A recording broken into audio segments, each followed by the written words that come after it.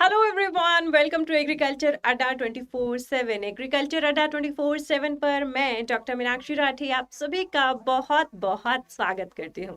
तो गाइस, आज के सेशन में हम क्या डिस्कस करने वाले हैं? ऑफ कोर्स, जैसा कि मैंने कहा, week 2 is dedicated to plant breeding. तो प्लांट ब्रीडिंग सबसे पहले शुरू कहाँ से होती है? पॉलिनेशन एंड फर्टिलाइजेशन से। तो आज हम समझेंगे pollination and fertilization. As I said, ये जो प्रयास सीरीज है ये प्लांट साइंसेज से रिलेटेड सब्जेक्ट्स को कवर करने के लिए है। वीक बाय वीक हम यहाँ पर सब्जेक्ट्स चेंज कर रहे हैं। पिछले वीक हमने जेनेटिक्स पढ़ा था, इस बार हम प्लांट ब्रीडिंग की 3 क्लासेस लेकर आएंगे। मंडे जो आप देख चुके हैं, वेडनेसडे जो आज है, फ्राइडे जो कि आने वाला है। ठीक है, सो सबसे पहले हम शुरू करते हैं यहाँ एक रिटन कोट से जिसमें लिखा हुआ है, when the flower blossoms the bees come uninvited. अर्थात जब फूल खिलता है तो बीज को बुलाना नहीं पड़ता, वो अपने आप आ जाते हैं।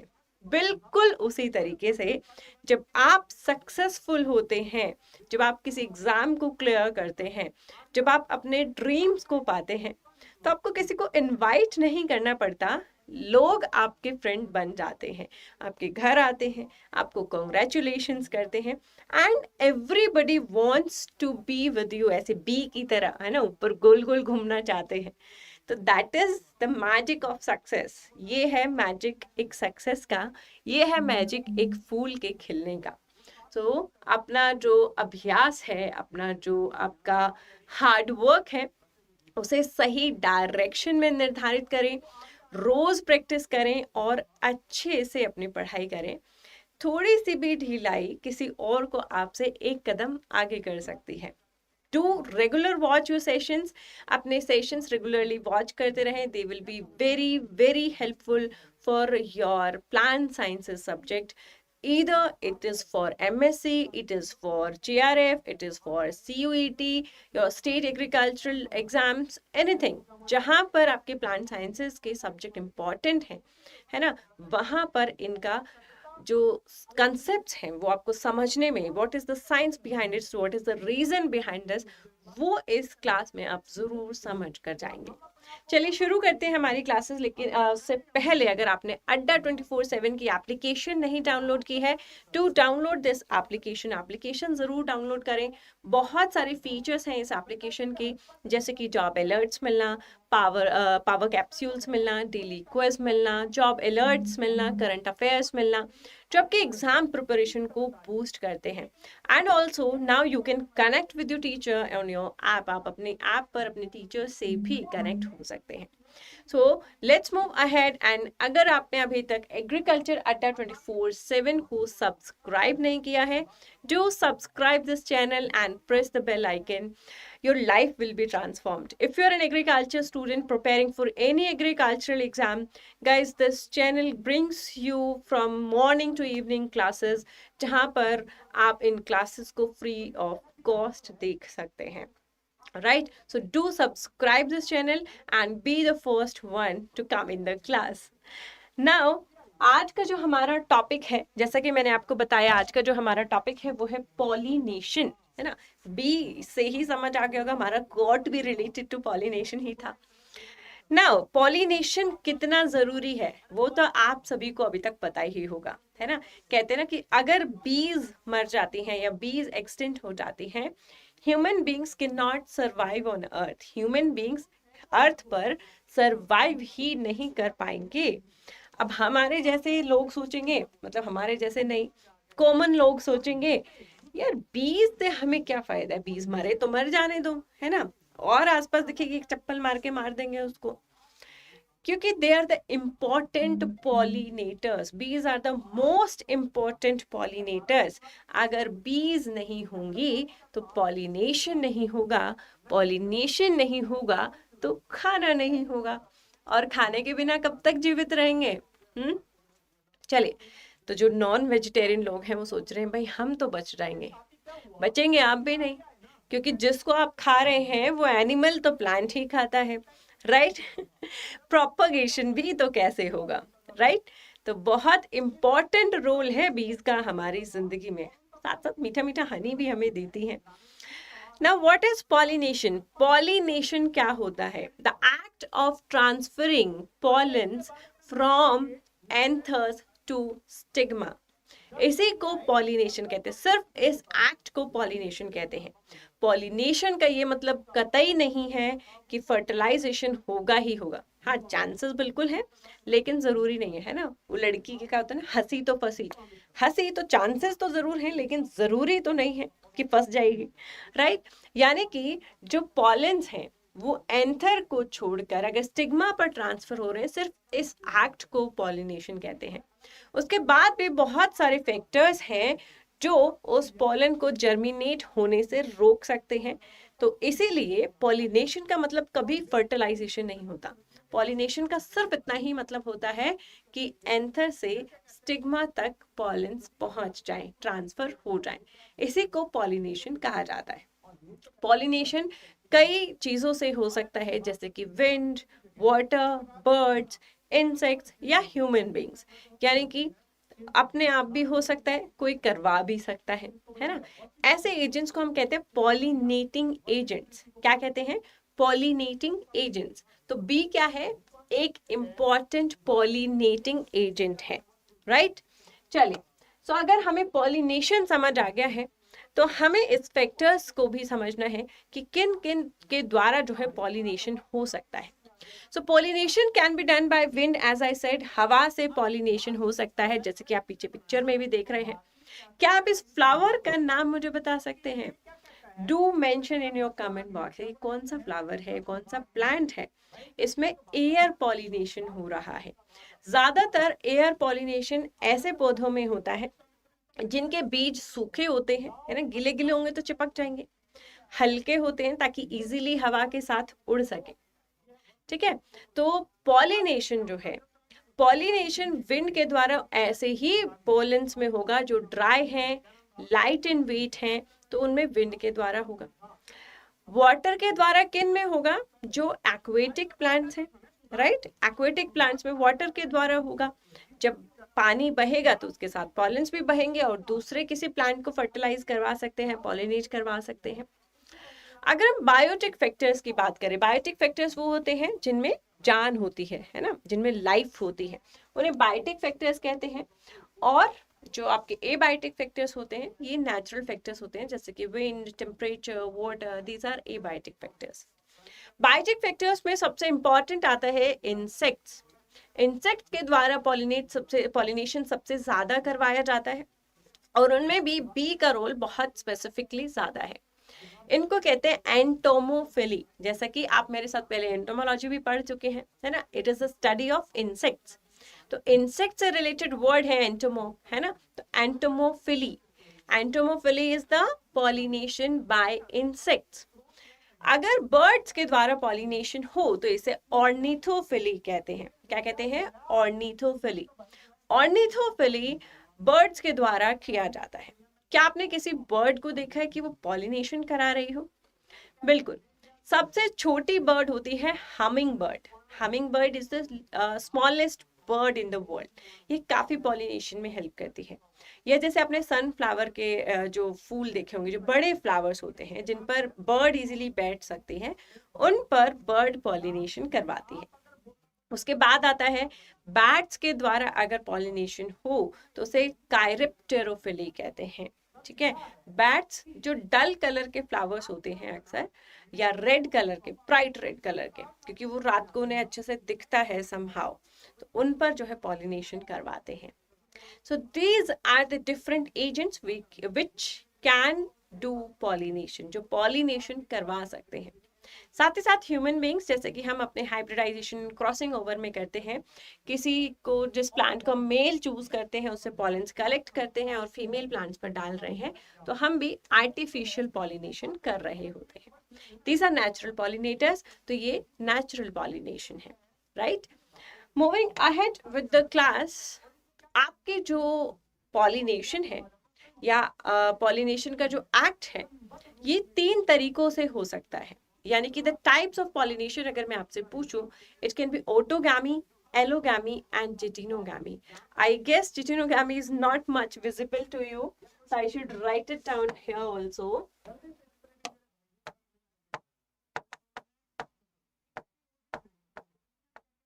ठीक है, जिटिनोगामी, राइट। तो ये 3 तरीके के पॉलिनेशन होते हैं। ऑटोगैमी, ऑटो मीन्स ऑटोमेटिक, अपने आप कौन सी चीज होती है, सेल्फ पॉलिनेशन होता है ना। Autogamy is also known as self pollination. Self pollination को ऑटोगैमी कहा जाता है, ठीक है। वो ऑटोमेटिक हो रहा है, उसे किसी एक्सटर्नल एड की जरूरत नहीं है, किसी बाहर से हेल्प की जरूरत नहीं है। तो ये होता है सेल्फ पॉलिनेशन।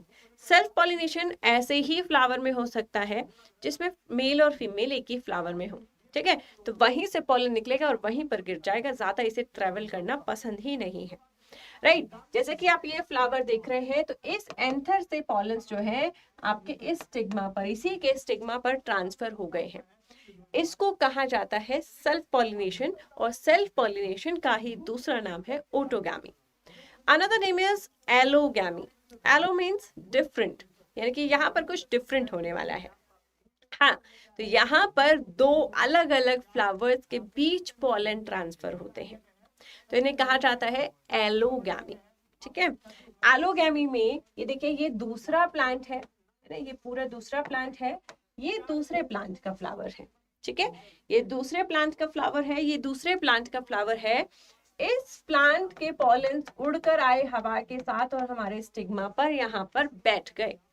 तो जब दूसरे प्लांट से पॉलन आकर दूसरे प्लांट के फ्लावर्स पर जा रहा है, ट्रांसफर हो रहा है, इसे कहते हैं क्रॉस पॉलिनेशन। क्रॉस पॉलिनेशन, ठीक है। क्रॉस पॉलिनेशन को ही हम क्या कहते हैं, एलोगैमी कहते हैं। एलो का मतलब होता है डिफरेंट, ठीक है। तो third and most important, important क्यों है, एग्जाम पॉइंट ऑफ व्यू से, ये है geitonogamy. What is geitonogamy then? भाई एक ऐसे सिचुएशन भी तो हो सकता है कि फूल अलग अलग हैं बट प्लांट अलग अलग नहीं है। जैसे कि यही प्लांट है, इसी सेम प्लांट के इस फ्लावर से पॉलन ट्रांसफर होते हैं इस फ्लावर के स्टिग्मा पर। प्लांट सेम है, फ्लावर अलग है। तो अगर फ्लावर अलग है तो हमें देखने में लगेगा क्रॉस पॉलिनेशन जैसा। क्यों? क्योंकि इसे एक्सटर्नल हेल्प चाहिए होगी, है ना, एक्सटर्नल हेल्प चाहिए होगी। ऐसा तो है नहीं इससे पॉलन अपने आप उठेगा और यहाँ पर ट्रांसफर हो जाएगा। इसे हवा, बी या किसी चीज की जरूरत पड़ने वाली है कि यहाँ से यहाँ ट्रांसफर हो जाए। तो ये देखने में कैसा है, क्रॉस पॉलिनेशन जैसा है, सेम टू सेम, डिट्टो। लेकिन इसके जो इफेक्ट आपको मिलेंगे वो सेल्फ पॉलिनेशन जैसे मिलेंगे, क्योंकि ये दोनों फ्लावर एक ही प्लांट पर हैं, तो इनका जीनोटाइप तो सेम है, दे हैव सेम जीन्स, दोनों एक ही प्लांट पर है। जीनोटाइप्स अगर सेम है तो आपको जो इफेक्ट मिलेगा वो तो सेल्फ पॉलिनेशन जैसा मिलेगा।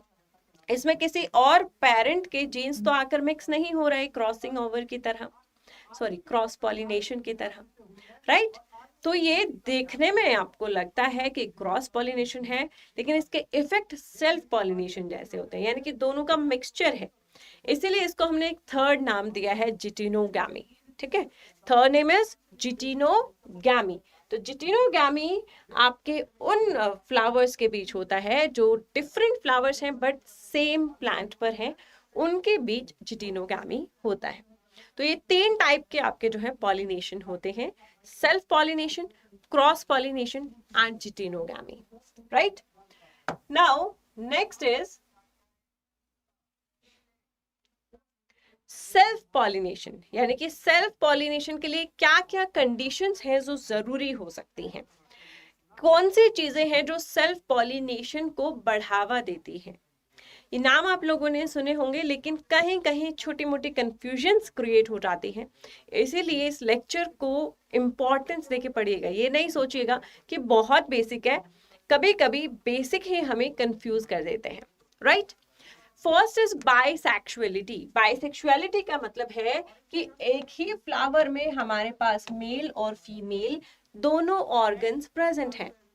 भाई अगर एक ही फ्लावर में दोनों ऑर्गन्स होंगे ही नहीं तो सेल्फ पॉलिनेशन तो हो ही नहीं सकता, फिर कहानी ही खत्म हो जाएगी, है ना। उसी फ्लावर में मेल है और उसी फ्लावर में फीमेल है, तभी सेल्फ पॉलिनेशन हो सकता है, ठीक है। बाइसेक्सुअलिटी को यहाँ पर हर्माफ्रोडाइट भी कहा जाता है, हर्माफ्रोडाइट फ्लावर। हर्माफ्रोडाइट फ्लावर का मतलब होता है कि जो हमारा फ्लावर है वो बाइसेक्सुअल है, राइट। उसके बाद नेक्स्ट जो चीज है जो सेल्फ पॉलिनेशन को बढ़ावा देती है वो है होमोगैमी। होमोगैमी मीन्स बहुत अच्छी बात है कि आपके फ्लावर में मेल और फीमेल एक साथ प्रेजेंट हैं, बट दोनों का साथ मैच्योर होना भी जरूरी है। अगर साथ मैच्योर नहीं होंगे तो क्या होगा, one is ready but other one is not. जैसे कि यहाँ, ठीक है, तो होमोगैमी जरूरी है। लड़के ने प्रपोज किया तो लड़की को हाँ करना भी जरूरी है, शादी तभी हो सकती है ना। और उसके लिए दोनों का बालिग होना जरूरी है, 21 साल का होना जरूरी है। अगर लड़की अभी 18 साल की या 16 साल की ही है, लड़का 21 का हो गया है, क्या लड़की से शादी कर सकता है? नहीं कर सकता, वो बालिग नहीं है। He has to wait for that, right. तो दोनों का मेचुरेशन टाइम सेम होना चाहिए, मेच्योरिटी सेम होनी चाहिए। जब स्टिग्मा रिसेप्टिव है, stigma is ready for reception, तो पॉलन भी जो है रेडी रहना चाहिए, फुल मेच्योर होना चाहिए उसमें, ताकि वो पॉलिनेट करवा पाए, यानी कि होमोगैमी होनी चाहिए। Third one is position of anthers. Anthers की पोजीशन कैसी होगी? ये ऊपर आप एक टमाटर का फूल देख रहे हैं।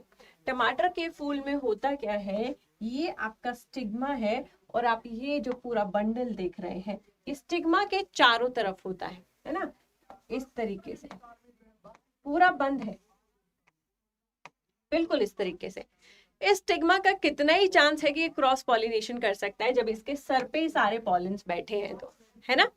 तो ये सीधा डिहाइस होंगे और यहाँ सीधा स्टिग्मा पर गिरेंगे। तो पोजीशन ऑफ एंथर भी मैटर करती है तो दोनों सेक्सेस, है ना, है तो मेल फीमेल दोनों, लेकिन दूर दूर है तो वो पॉलिनेट नहीं कर पा पाएंगे, है ना। लड़का भी है लड़की भी है, दोनों बालिग भी है, एक दिल्ली रहता है एक बेंगलोर रहता है, तो शादी कैसे करेंगे? सेम जगह पर भी रहना जरूरी है। Position, location matters, right. Tomato और ब्रिंजल में लोकेशन की वजह से ही सेल्फ पॉलिनेशन देखा जाता है, right. Next is cleistogamy and chasmogamy. Again two confusing terms. किसी किसी बच्चे को क्या लगता है, क्लिस्टोगैमी का मतलब होता है कि फूल हमेशा बंद रहता है, और चास्मोगैमी का मतलब होता है कि फूल ओपन हो जाता है। वेल, काफी हद तक आप ठीक है, लेकिन थोड़ा सा स्टार मार्क कंडीशन यहाँ पर है। वो क्या है? देखिए, क्लिस्टोगैमी, क्लिस्टोगैमी का मतलब होता है फ्लावर नेवर ओपन्स, फूल कभी खिलता ही नहीं है। जहां आप दरवाजा ही नहीं खोलेंगे तो कितने चांस है कि बाहर से कोई आ सकता है? 0, राइट। तो ये पेटल्स जो है, ये पेटल्स देखिए इस तरीके से फूल पर ऊपर लगी हुई है, अंदर इसमें यहाँ पर स्टिग्मा है ना, यहाँ पर एंथर्स है। अब सब कुछ है तो क्या होगा, ये फूल कभी खुल तो रहा नहीं है, तो इन एंथर से जो पॉलेंस गिरेंगे वो स्टिग्मा पर गिरेंगे और इसको पॉलिनेट करा देंगे। This is called cleistogamy. तो क्लिस्टोगैमी में आउटर चांस काफी कम होता है। चास्मोगैमी क्या होता है? चास्मोगैमी में फ्लावर ओपन तो होता है, लेकिन सेल्फ फर्टिलाइजेशन या सेल्फ पॉलिनेशन के बाद ही होता है, ठीक है। तो आप दरवाजा तो खोल रहे हैं, लेकिन तब खोल रहे हैं जब आपने जो अपना काम करना था वो फिनिश कर लिया। अब सामने वाला आके उसको तो नहीं डिस्टर्ब कर सकता काम को, है ना। पॉलन जो है स्टिग्मा पर पहुंच चुके हैं, पॉलिनेशन हो चुका है, उसके बाद ये फ्लावर ओपन होते हैं। उससे पहले जब तक पॉलेंस गिरेंगे नहीं, स्टिग्मा पर पॉलिनेशन होगा नहीं, तब तक ये ओपन नहीं होते हैं।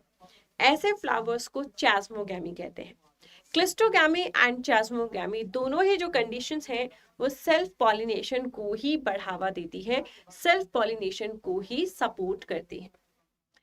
Now other things which I want is, आपको एग्जाम्पल्स पता होने चाहिए। सेल्फ पॉलिनेटिंग क्रॉप्स के एग्जाम्पल्स कौन से हैं? आप मुझे फटाफट से बताएंगे। वीट होता है, बार्ले होता है, ओट्स होता है, चिकपी होता है, पल्सेस होते हैं। Well, these are well known by everyone, है ना। अगर क्वेश्चन हमें किसी और क्रॉप से आ जाता है, इतना सिंपल क्वेश्चन हम सिर्फ इसलिए छोड़ देंगे कि हमने एक स्लाइड नहीं पढ़ी थी, तो गलत बात होगी, है ना। So like your other crops, sunhemp बहुत कॉमन नहीं है, खेसरी, है ना, लिंसेड, ये वो क्रॉप्स हैं जो बहुत कॉमन नहीं है। तो ये पूछ लेता है जब एग्जाम, तो हमें लगता है यार पता नहीं अब सेल्फ होता है क्रॉस होता है, मैंने तो नहीं पढ़ा, मैंने तो व्हीट बार्ले ओट्स पढ़ा था, है ना। तो सारे एग्जाम्पल्स जो है आपको अच्छे से पता होने चाहिए। These all the are the examples of self pollinating crops. Pulses ज्यादातर आपकी सेल्फ पॉलिनेटिंग होती हैं क्योंकि उनका जो फ्लावर स्ट्रक्चर है वो उसी तरीके का होता है, जिसे पैपिलियोनियस फ्लावर कहते हैं। पल्सेस में आपकी एक पल्स होती है अरहर, अरहर, और यू से pigeon P. Pigeon P is often cross pollination, often cross pollination, ये सेल्फ पॉलिनेटेड नहीं है। हालांकि इसका फ्लावर भी बिल्कुल अलग नहीं होता, बिल्कुल आपकी और पल्स क्रॉप जैसा ही होता है, लेकिन इसमें ऑफन क्रॉस क्यों हो रहा है? क्योंकि इस पर इंसेक्ट की विजिट ज्यादा होती है, जिसके कारण इसमें कुछ हद तक क्रॉस पॉलिनेशन होता है और ये प्रॉपरली सेल्फ नहीं हो पाती, कुछ परसेंटेज तक इसमें क्रॉस पॉलिनेशन हो जाता है, इसीलिए इसको ऑफन क्रॉस की कैटेगरी में डाला जाता है। Now what are often cross varieties और क्रॉप्स? ऐसे क्रॉप्स जिनमें मुख्यतः सेल्फ पॉलिनेशन होता है but crossing over exceeds 5%। Crossing over जो है 5% से ज्यादा हो रही है, यानी कि मान लीजिए 10% क्रॉसिंग ओवर हो रही है और 90% सेल्फ पॉलिनेशन, ऐसे क्रॉप को ऑफन क्रॉस पॉलिनेटेड क्रॉप कहा जाता है। अरहर और कॉटन इसके दो फेमस एग्जाम्पल्स हैं which are often cross pollinating crops. Now moving ahead, what are the things which supports cross pollination? ऐसी कौन सी चीजें हैं जो क्रॉस पॉलिनेशन को बढ़ावा देती हैं, यानी कि एलोगैमी को बढ़ावा देती है? तो वन इज यूनिसेक्सुअलिटी, या फिर जिसको हम कहते हैं डाइक्लिनी। यूनिसेक्सुअलिटी से आपको समझ आ रहा होगा, यूनि मीन्स वन, यानी कि जिस फ्लावर में एक ही सेक्स है, या तो फीमेल है या तो मेल है, ऐसा flower of course self pollinate कर ही नहीं सकता, है ना। जो चीज आपके पास है ही नहीं, आप उसको यूटिलाइज कैसे करेंगे? तो इन फ्लावर्स में या तो मेल है या तो फीमेल है, तो वो सेल्फ पॉलिनेट कभी कर ही नहीं सकते, they have to go for the cross pollination. ऐसे प्लांट्स को हम कहते हैं यूनिसेक्सुअल प्लांट्स, और इस कंडीशन को हम क्या कहते हैं? डाइक्लिनी, डाइक्लिनी कंडीशन। डाइक्लिनी कंडीशन या फिर यूनिसेक्सुअलिटी दो प्रकार से प्रेजेंट हो सकती है। One is in the monoecious condition and another one is the dioecious condition. Monoecious condition कहती है, जैसे कि मेज का आप पौधा देख रहे हैं, यहाँ पर इस पौधे में आप देख रहे हैं ये फीमेल इन्फ्लोरेसेंस है, फीमेल फ्लावर है और ऊपर मेल फ्लावर है, ठीक है। तो मेल फ्लावर्स अलग है, फीमेल फ्लावर्स अलग है, तो ये क्या है? यूनिसेक्सुअल है, राइट, यूनिसेक्सुअल है, ये फीमेल है ये मेल है, लेकिन दोनों एक ही प्लांट पर है। तो यूनिसेक्सुअल फ्लावर्स तो है लेकिन एक ही प्लांट पर है, राइट। इस कंडीशन को कहते हैं मोनोशियस कंडीशन, monoecious condition.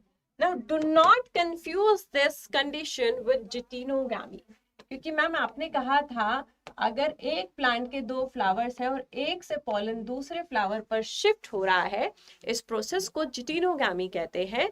तो यहाँ पर भी तो ये हो सकता है कि इसके पॉलन यहाँ पर चले जाए और इसको फर्टिलाइज करवा दें, तो ये यूनिसेक्सुअलिटी तो है लेकिन जिटिनोगामी हो सकता है, राइट। सो गाइस, जिटिनोगामी में आपको क्या होता है? जिटिनोगामी का मतलब होता है जनरली जो इसमें हम फ्लावर्स देखते हैं वो बाइसेक्सुअल होते हैं, ठीक है। जनरली यहाँ पर जो फ्लावर होते हैं बाइसेक्सुअल होते हैं, वो यूनिसेक्सुअल नहीं होते हैं, ठीक है। मोनोशियस कंडीशन क्या है? मेल और फीमेल फ्लावर अलग अलग है लेकिन एक ही बॉडी में है ना। मोनोशियस का मतलब है मेल और फीमेल एक ही बॉडी में प्रेजेंट है, राइट। तो इनको जिटिनोगामी से कंपेयर नहीं करना है, monoecious condition is different. Now another term is dioecious. Dioecious का मतलब है मेल अलग है फीमेल अलग है, सॉरी मेल अलग है फीमेल अलग है ना। मेल फ्लावर्स जो है वो अलग प्लांट पर लगते हैं, फीमेल फ्लावर्स जो है वो अलग प्लांट पर लगते हैं, यानी कि फूल भी अलग अलग है और प्लांट भी अलग अलग है। इस कंडीशन को डायोशियस कंडीशन कहते हैं। जैसे कि हम हैं, मेल पूरा अलग होता है, फीमेल पूरी अलग होती है, दोनों की बॉडीज डिफरेंट होती हैं, तो हम क्या है? हम डायोशियस एनिमल्स हैं, है ना।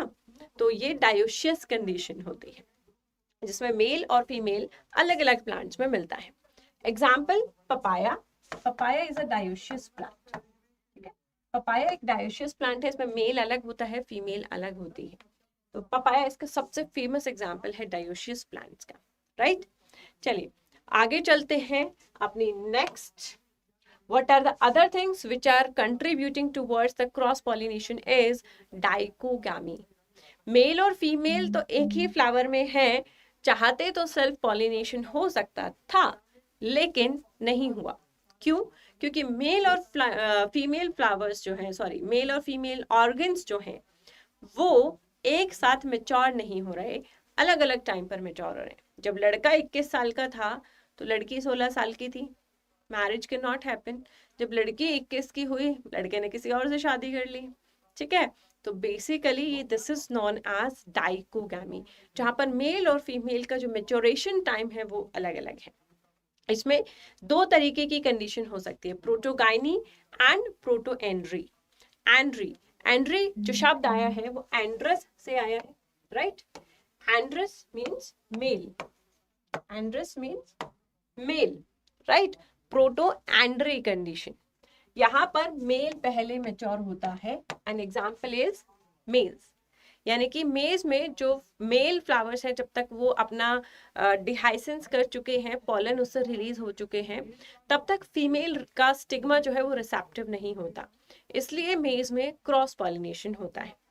वहीं प्रोटोएंड्री कंडीशन होती है जहां फीमेल, सॉरी गाइनी कंडीशन होती है जहां फीमेल पहले मैच्योर होती है। An example is pearl millet. Pearl millet में जब तक स्टिग्मा रिसेप्टिव होता है तब तक पॉलेंस ही डिहाइज नहीं होते हैं, ठीक है। तो इसीलिए उसमें भी क्रॉस पॉलिनेशन ज्यादा होता है। सो प्रोटोगाइनी और प्रोटोएंड्रस कंडीशन आपको समझ आई, यहाँ पर मेल पहले मैच्योर हो रहा है और वहां पर फीमेल पहले मैच्योर हो रही है। बिफोर मूविंग फर्दर कुछ और टर्म्स में आपको बताना चाहूंगी। एक चीज होती है perfect flower. Nobody is perfect but flower can be perfect, right. What are perfect flower?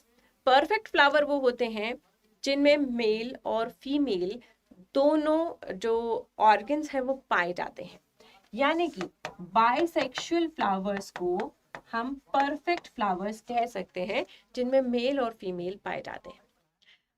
अगर हमें कहूं कि परफेक्ट फ्लावर नहीं है, इम्परफेक्ट है, इम्परफेक्ट का मतलब है वो यूनिसेक्सुअल है, या तो उसमें मेल है या तो उसमें फीमेल है। Now another term is complete flower. Complete flower, काफी लोग समझते हैं complete flower is equal to perfect flower. This is not true, ये ट्रू नहीं है। कंप्लीट फ्लावर का मतलब होता है it has all 4 roles. Complete flower का मतलब क्या होता है? इसके पास चारों रोल्स हैं, यानी कि पेटल्स भी हैं, सेपल्स भी हैं,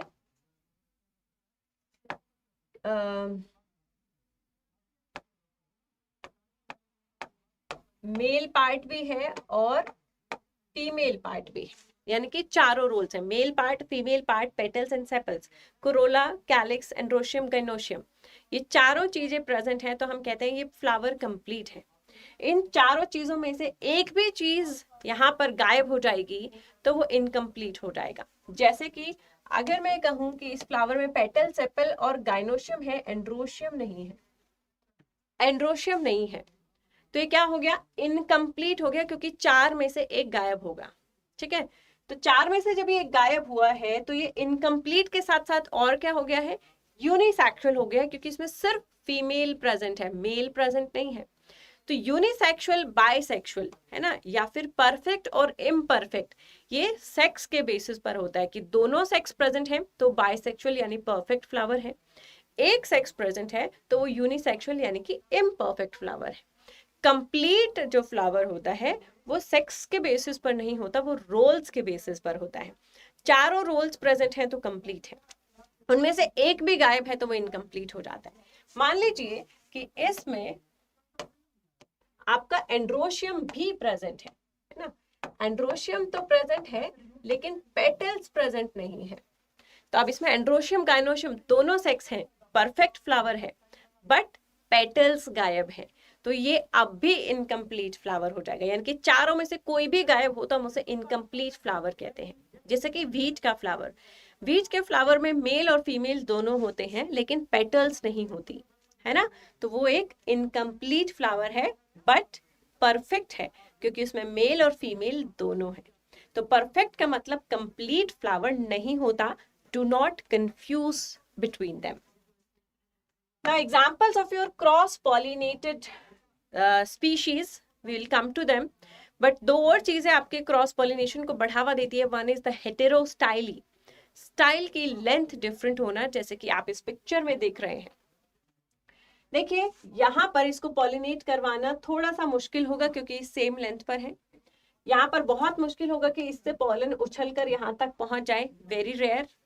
यहाँ पर पॉलन बिल्कुल हेड पर है, जैसे ही डिहाइस होगा अपने आप स्टिग्मा पर गिरेगा, तो इसमें सेल्फ पॉलिनेशन ज्यादा होगा।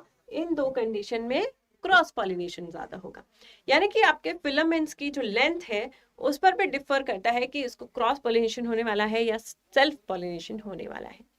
Next term is hercogamy. Hercogamy is a hindrance to self-pollination due to some physical barrier. कोई फिजिकल बैरियर, कोई दीवार, कोई पर्दा बीच में है जो मेल और फीमेल को मिलने नहीं दे रहा है, इसको हैरकोगैमी कहते हैं।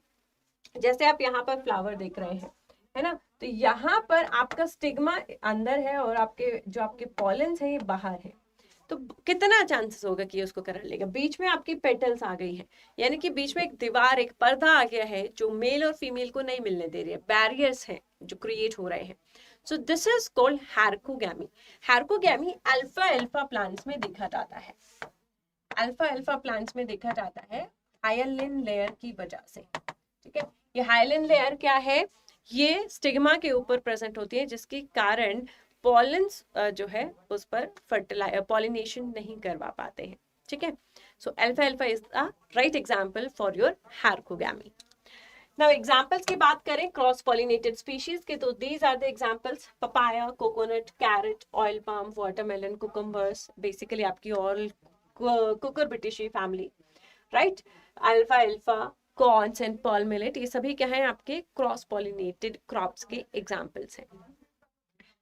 नाउ अगर हम बात करते हैं फर्टिलाइजेशन की, व्हाट इज फर्टिलाइजेशन, फर्टिलाइजेशन क्या होता है, तो अगर आपको नहीं दिख रहा है तो ये देखिए, छोटा सा पॉलन उड़कर आया था और यहाँ स्टिग्मा पर जर्मिनेट करता है, कुछ रिएक्शंस होते हैं जिसके बाद एक पॉलन ट्यूब जर्मिनेट होना शुरू हो जाती है। तब तक यहाँ पर आपका एम्ब्रियो सैक बनना शुरू हो जाता है प्रॉपरली, और ये 8 सेल्स अरेंज हो जाते हैं। इनके बारे में भी हम डिटेल में बात करेंगे। पॉलन ट्यूब जैसे जैसे जर्मिनेट होती है, it comes and enters into the embryo sac, ये एम्ब्रियो सैक में एंटर करती है और फर्टिलाइजेशन करवाती है। So this is fertilization. सिर्फ पॉलन का स्टिग्मा पर बैठना वाज पॉलिनेशन, पॉलन का यहाँ तक ट्रेवल करके आना और फीमेल से मिलना इज कॉल्ड फर्टिलाइजेशन, इसको फर्टिलाइजेशन कहते हैं। Fusion of male and female gametes, male और फीमेल गैमीट्स के फ्यूजन को ही क्या कहा जाता है, फर्टिलाइजेशन कहा जाता है। अब आप इन 8 सेल्स की कहानी भी देखिए कैसी होती है। आपने मेगास्पोर जेनेसिस पढ़ा होगा, बाकी एक बार फिर से यहाँ पर मैं बता दूंगी, है ना। तो यहाँ पर होता क्या है कि आपका जो प्राइमरी मदर सेल होता है ना, ये क्या करता है, मियोसिस करता है और 4 हैप्लॉइड सेल्स बनाता है। आपको पता है ना, गैमीट फॉर्मेशन में हैप्लॉइड सेल्स बनते हैं, 4 हैप्लॉइड सेल्स बन जाते हैं, बट इन 4 में से 3 जो है डीजेनरेट हो जाते हैं, ये किसी काम के नहीं है। सिर्फ एक ही फंक्शनल होता है, ये जो एक सेल फंक्शनल हुआ है ये माइटोसिस के द्वारा डिवीजन करता है और 8 सेल्स बनाता है। ये 8 सेल्स एम्ब्रियो में इस तरीके से अरेंज होते हैं। 3 सेल्स इस एंड की तरफ है जिन्हें एंटीपोडल्स कहते हैं, 2 सेल्स इस तरफ हैं जिनको सिनर्जिड्स कहते हैं, बीच में आपका एग सेल है और 2 इसमें पोलर न्यूक्लियाई होते हैं। ये 8 सेल इस तरीके से इस पूरे एम्ब्रियो सैक में बने हुए होते हैं। एम्ब्रियो सैक का दरवाजा खुला हुआ होता है, जो आपको सीड के ऊपर एक छेद दिखाई देता है जिसको माइक्रोपाइलर एंड कहते हैं। माइक्रोपाइलर एंड वो एंड है जहां से आपकी जो पोलन ट्यूब जर्मिनेट हुई है ये एंटर करेगी। एंटर करने के लिए उसका गेट जो है खुला हुआ होता है। ठीक है, तो इसको माइक्रोपाइलर एंड कहते हैं। और उसके अपोजिट में चलाजल एंड होता है, जहां पर एंटीपोडल्स प्रेजेंट होते हैं। छोटे छोटे क्वेश्चन बन के आ जाते हैं, चलाजल एंड पर कौन से सेल्स होते हैं, एंटीपोडल्स या सिनर्जिड्स, है ना। तो ये आपको पिक्चर से बहुत इजीली क्लियर होंगे। हमेशा पिक्चर को, अपने डायग्राम को अपने माइंड में रखिएगा। अब यहाँ पर डबल फर्टिलाइजेशन की बात हो रही है। What is double fertilization? Double means दो बार फर्टिलाइजेशन होता है। तो 2 बार फर्टिलाइजेशन किस किस का हो रहा है? जो आपकी पॉलन ट्यूब है, इसमें 2 जो है आपके न्यूक्लियाई होते हैं, 2 न्यूक्लियाई होते हैं। एक को हम स्पर्म कहते हैं, ठीक है, और दूसरे को हम जनरेटिव न्यूक्लियाई कहते हैं। ठीक है, जनरेटिव न्यूक्लियस होता है और आपका सोमैटिक न्यूक्लियस होता है। तो ये दो न्यूक्लियस क्यों है? क्योंकि जो आपका मेल गेमेटोफाइट है माइटोसिस करता है, और माइटोसिस के द्वारा इसमें 2 मेल न्यूक्लियाई डेवलप होते हैं। एक मेल न्यूक्लियाई जो है आपके एग सेल के साथ फर्टिलाइज करता है, ठीक है, और एक न्यूक्लियाई आपके पोलर न्यूक्लियाई के साथ फर्टिलाइजेशन करता है। तो जो आगे वाला होता है ना, फर्स्ट, ये भी पूछ लिया जाता है आगे वाला कौन सा, पीछे वाला कौन सा। जो फर्स्ट होता है वो पोलर न्यूक्लियाई को फर्टिलाइज करता है, जो पीछे वाला होता है वो एग सेल को फर्टिलाइज करता है। तो 2 बार फर्टिलाइजेशन हो रहा है, इसे कहा जाता है डबल फर्टिलाइजेशन। जो एग के साथ आपका स्पर्म मिल रहा है, इससे क्या बनता है? जाइगोट फॉर्मेशन होता है, ठीक है, और एम्ब्रियो डेवलप होता है। क्या डेवलप होता है? एम्ब्रियो डेवलप होता है। साथ ही साथ यहाँ जो पोलर न्यूक्लियाई के साथ फ्यूज हुआ है, 2 तो इसमें पोलर न्यूक्लियाई थे N और N, एक मेल गेमेटोफाइट आ गया N, तो यहाँ पर ये हो जाता है 3N, जो कि क्या बनाता है? एंडोस्पर्म बनाता है। ठीक है, ये क्या बनाता है? एंडोस्पर्म बनाता है। और ये एंडोस्पर्म, ये जो ग्रोइंग एम्ब्रियो है, इसको न्यूट्रिशन देने का काम करता है, फूड देने का काम करता है, ताकि ये जीवित रह सके। ठीक है, इसको हम कहते हैं ट्रिपल फ्यूजन, क्योंकि यहाँ पर 3 सेल एक साथ मिल रहे हैं, फ्यूज हो रहे हैं, तो इसको हम कहते हैं ट्रिपल फ्यूजन। और इसकी प्लॉइडी लेवल जब भी हमसे पूछी जाए, हमें बतानी है 3N, यानी कि ट्रिप्लॉइड इसकी प्लॉइडी लेवल है। ठीक है, so this is about your double fertilization and triple fusion. कुछ छोटे छोटे से क्वेश्चन हैं, आई वांटेड कि आप थोड़ा सा प्रैक्टिस भी करें क्वेश्चंस की। So here's first question, flower with both androecium and gynoecium is called as. ऐसे फ्लावर जिनमें एंड्रोशियम और गाइनोशियम यानी कि मेल और फीमेल दोनों होते हैं, उनको हम क्या कहते हैं? बाइसेक्सुअल फ्लावर्स कहते हैं। बाइसेक्सुअल फ्लावर्स कहते हैं, और बाइसेक्सुअल को हम और क्या कह सकते हैं? हर्माफ्रोडाइट या परफेक्ट फ्लावर भी कह सकते हैं, है ना। हर्माफ्रोडाइट और परफेक्ट फ्लावर, क्योंकि मेल और फीमेल इसमें दोनों होते हैं। ठीक है, next question, the 2 nuclei at the end of the pollen tube are called as. Pollen tube के अंदर जो 2 न्यूक्लियाई होते हैं, उन्हें क्या कहते हैं? So one is your tube nucleus and another one is your generative nucleus. एक को हम ट्यूब न्यूक्लियस कह देते हैं, एक को हम जनरेटिव न्यूक्लियस कह देते हैं, राइट।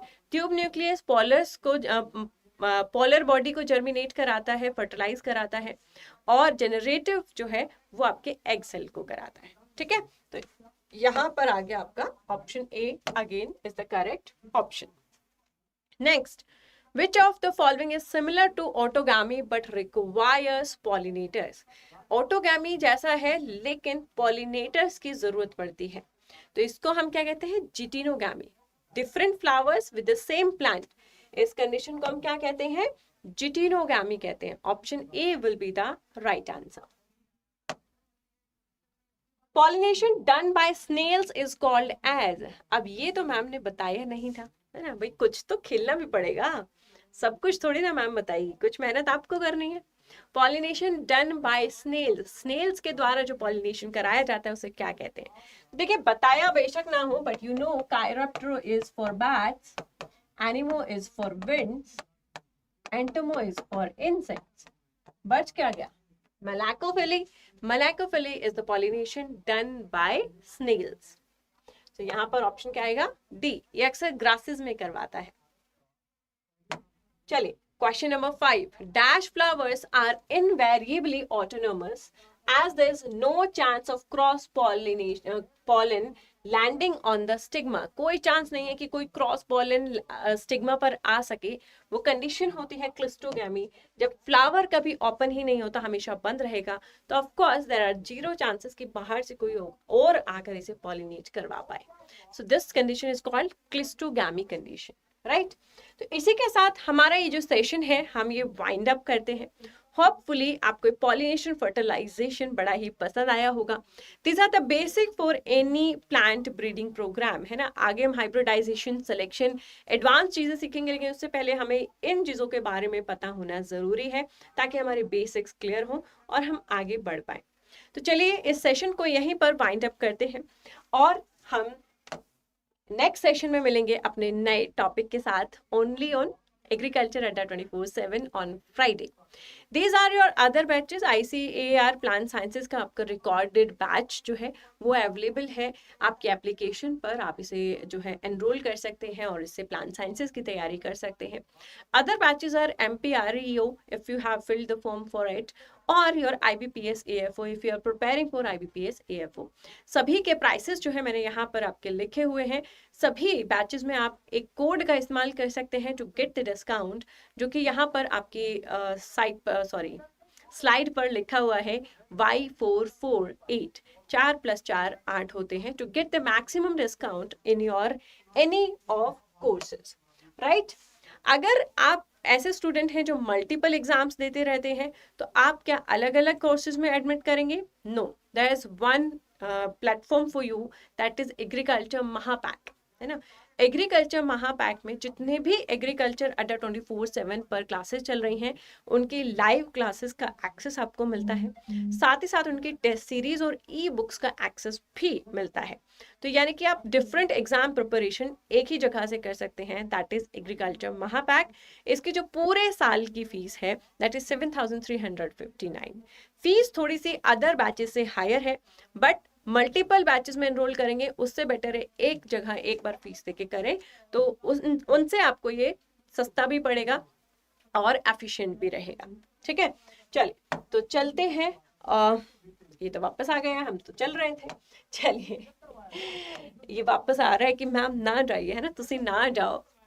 चलिए guys, thank you so much for watching and being the wonderful audience. Do like and share the session को लाइक और शेयर जरूर करें and do give your comments जो मैंने होमवर्क आपको दिया है, राइट। तो होमवर्क बहुत इंपॉर्टेंट है। मैंने आपको एक पिक्चर में पूछा था विच इज दिस प्लांट, ये प्लांट कौन सा है, कैन यू एक्सप्लेन और can you give its name, तो वो आपको आइडेंटिफाई करके मुझे बताना है। Do mention in the comment box and all the love and peace from my side. Goodbye and take care.